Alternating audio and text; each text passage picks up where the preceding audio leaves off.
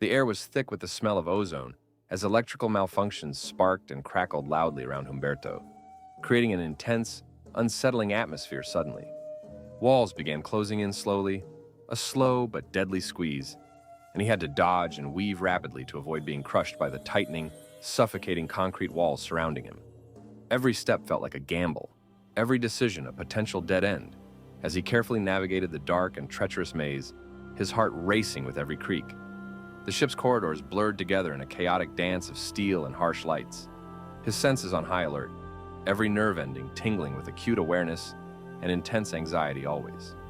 Humberto could feel the sweat beating slowly on my forehead, the tension building steadily with every cautious step, as he pushed myself to the very limit always. The home stretch was within sight now, but a heavily armed fighter drone stood ominously between him and escape, its cold, calculating gaze fixed intently on him, freezing him. Humberto breathed deeply, mind racing wildly with the daunting odds, as the menacing drone locked onto him swiftly, its lethal guns charging ominously louder. The world narrowed to the cramped space between them, a deadly game of cat and mouse as he sprinted desperately towards it with every fiber of his being.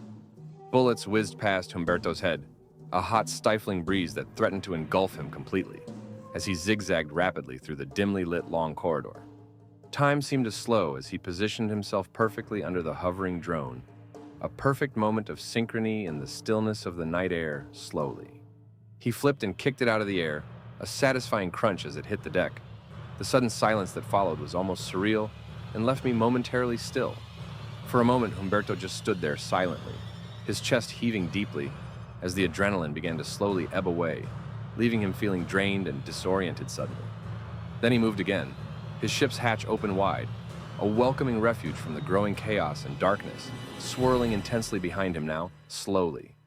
He dove inside, the hatch closing behind with a reassuring thud as he collapsed against the cold metal wall, feeling a mix of relief and growing unease slowly. The silence was a balm to his frazzled nerves, a moment to catch a breath and process what had just happened so suddenly and unexpectedly around me tonight. He held the fusion core tightly, its immense value sinking in slowly, a potential retirement fund, a new beginning unfolding before him with great promise and possibility.